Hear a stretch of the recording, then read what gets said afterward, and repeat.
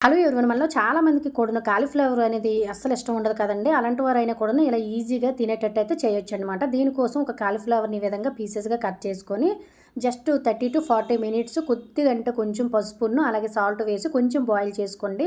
Boil చేసి water అనేది లేకుండా స్ట్రెయిన్ చేసేసిన తర్వాత ఇలా వెడల్పుగా ఉండే ఒక బేసిన్‌లో వేసేసుకొని ఒక స్పూన్ వరకు శనగపిండి, ఒక టీ స్పూన్ వరకు కూడాను కార్న్ ఫ్లోర్, అలాగే 1 టీ స్పూన్ వరకు కూడాను వరిపిండి వరకు వేసుకోండి.